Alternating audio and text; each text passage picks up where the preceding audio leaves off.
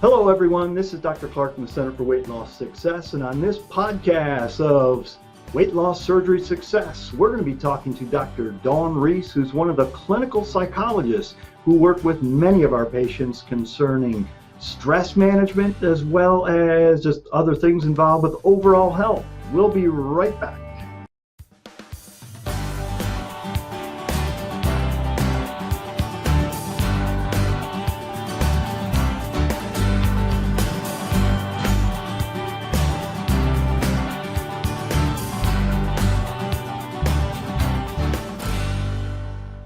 Hello again, everyone. This is Dr. Clark, and yes, on this podcast, we're going to be talking to Dr. Dawn Reese. And say hello, Dr. Reese, for us.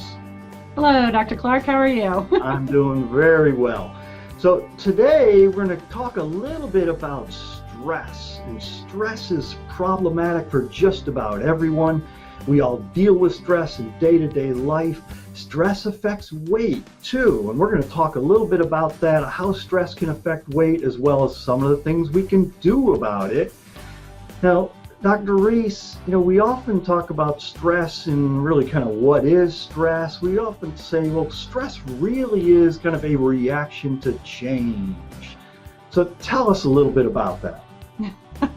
Well, a lot of times when people think about stress and they talk about stress, they think of the negatives, somebody died or I got an F on a paper or something like that. But stress is really just any change. That's why it's so important to make sure that we recognize that, manage it, because that's an everyday part of our lives. We can't get away from change.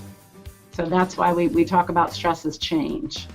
Right. And stress can be both negative, and which we often think of the stress thing often negative, but it can also be positive stress too, right? Absolutely. One of the most positive stressors, or one of the highest stressors, are weddings, getting a promotion, having a baby. Those are all wonderful things, but a huge change. And so when we talk about stress, we've got to remember that it's both positive and negative, and that our body doesn't know the difference, so it treats stress as stress as stress. And so that becomes just kind of some of the basics of what stress is, kind of how does it affect their body, and let's kind of move into then the stress effect, and how does it then affect weight? Well, in a couple of different ways. One of the biggest ways is that, as you and I have talked before, most people stress eat. So we're eating more because we're stressed. And then that starts a whole reaction, and of course you probably speak better to this than I do, but it really, stress releases cortisol, and then, the cortisol, when you eat, when you're stressed, it actually deposits the weight in the stomach area, and we see a lot of people with a lot of extra stomach weight. So in addition to not only eating more because you're stressed, there are some chemical changes that occur during stress, during those stress times, and that fight or flight syndrome, if you will, that cause people to retain weight. Right. It's kind of that fight or flight is kind of, when I get stressed, what am I going to do? I need to run away. Well, nowadays we don't need to run away from the saber-toothed tiger or anything like that. But it really is just that day-to-day thing where it could be our job, it could be at home, our relationships, our kids, whatever it is. There are lots of things that stress affects. And as you mentioned, kind of cortisol is one of those main stress hormones. When we talk about stress hormones, we sometimes talk about adrenaline, and that's that immediate thing is my heart rate goes up and I'm ready to jump out of the way of the truck if it's trying to run me down. But then it's also that chronic stress. Okay? And so that chronic stress is the cortisol levels. And the cortisol levels, if they run a little high, it kind of, I'm going to say a simplified version of cortisol is that it kind of tells our body to refuel. And even if we don't need to be refueled, so even we don't need to store fat, but actually our body's being told to store fat by the cortisol. It kind of turns on all those mechanisms. And just like you mentioned, it often is that truncal obesity, kind of especially around the belly, and that's the unhealthy fat. So kind of stress is very important, obviously, in our life.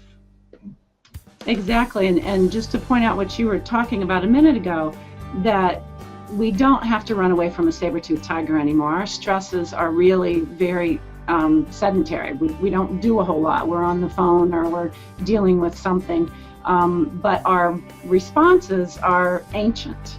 And so the response is for everything to be released so that we can refuel after we had to run away from the saber-toothed tiger, but now we don't have to run away, and there's not the energy being expended. So what's left is that we're trying to refuel something that doesn't need to be refueled, and that's exactly what you're saying. And so the chronic stress is the daily hassles and the daily, we don't allow our bodies to recover. We don't allow them. We just keep adding stress upon stress upon stress, and that's not good.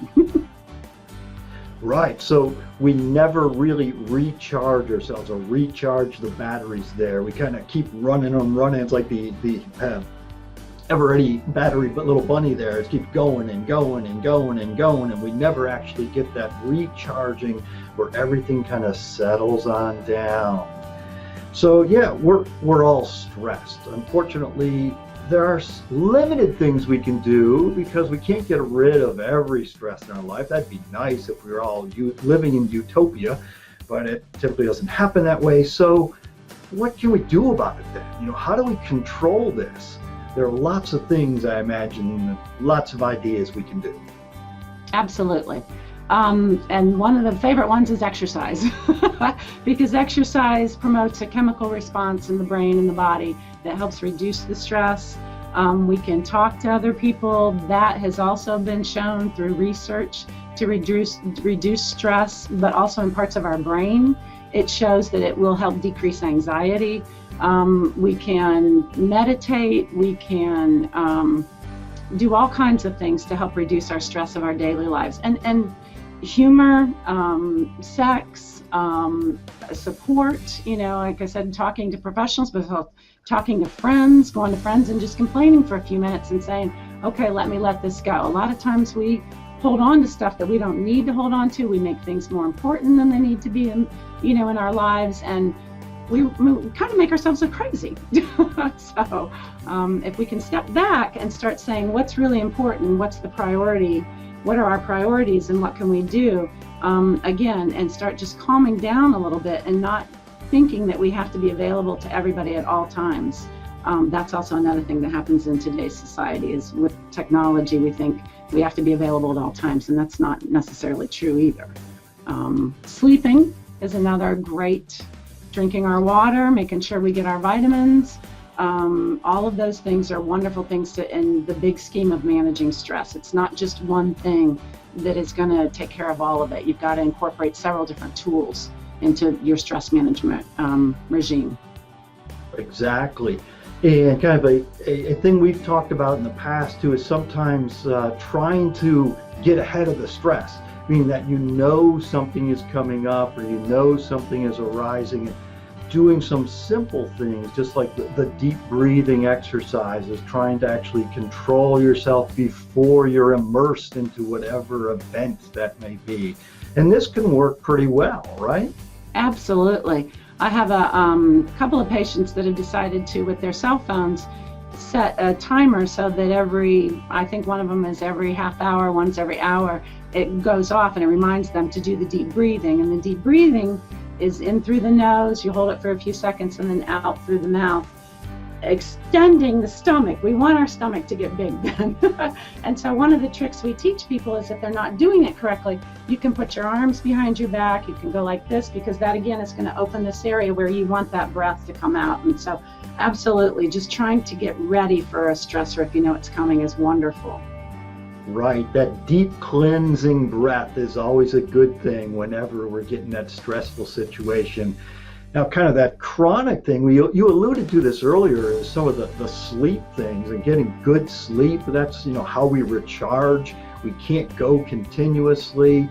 Let's dive into that just a little bit more about healthy sleep. Well, people don't like to hear this, but you need 6.5 to 8 hours of sleep a night. And all the time I hear, well, I don't need that, I can get by on 4 or 5. Yes, you can get by on 4 or 5 because you can retrain your body, but your body needs 6.5 to 8. you get your energy from two sources, and it's not caffeine and it's not anything else. It's food and it's sleep. If you're not getting it from sleep, you're going to be hungrier the next day because your body is reacting and saying, I need to fuel, I need to fuel. So we really want you to try to start getting into the habit of, a lot of people don't go to bed early enough and then they have to get up too early. A lot of people say, I've got too much to do, but I guess what the thinking I would like to have people start trying to adopt is to try to say to themselves, but sleep is just as important as anything else in my life, and if I can make myself go to bed when I'm supposed to and really try to get into that sleeping mode, then I'm going to do better the next day. I totally agree with that. I don't tolerate losing sleep, not nearly as well as I used to. When I was younger, it was okay, but nowadays I don't tolerate it very well. I'm cranky. I feel like I'm just listless. It doesn't work very well. And I recently saw a study, I think, that showed that people that got, less than optimal sleep, I think it was less than 6 hours of sleep, that on average they ate 200 calories more the next day. And I would totally agree with this. This just from my own life that I see this happen. But I think that part is very real. So getting that good sleep can be very, very helpful from lots of different aspects. Sometimes just developing, some ways to get, I'll call it your self-talk. We've talked about this in the past too. Your self-talk. How do you talk to yourself? And having a positive relationship with yourself, that you can talk yourself off the ledge, so to speak. What are your thoughts on that? I often talk myself off the ledge. Absolutely. We are horrible to ourselves. We say things to ourselves in our brains that we wouldn't say to our worst enemy. We have got to try to learn how to treat ourselves with compassion, and that involves retraining our brain to say, if you're saying something negative to yourself, what can you say behind it that's positive? So if I say to myself, boy, my hair really looks bad today, I can say, maybe, yeah, but not so bad, or maybe my skin looks okay today, or, you just want to try to catch the negativity and then try to change it a little bit. It's amazing to me in therapy when I hear people talk and what they come out of their mouth, and then they're almost like horrified that they said that, because they realize how negative it is to themselves. So we want to try to start putting positive things into our brain, positive things into our thoughts about ourselves, trying again to decrease the negativity. If you're hanging around negative people, if you're watching the news 24/7, that's a no-no as well, because it all seems to be negative. Just trying also to put more positive things in our lives. And there's been a lot of research lately about gratitude and trying to recognize what you're grateful for, trying to at least, at the end of the day, hey, what are some things that I've been grateful for today? That will also give you a positive outlook on some things, instead of the old negative, what I cannot do, focus on what you can do, those kinds of things. Right. I mean, that is great stuff.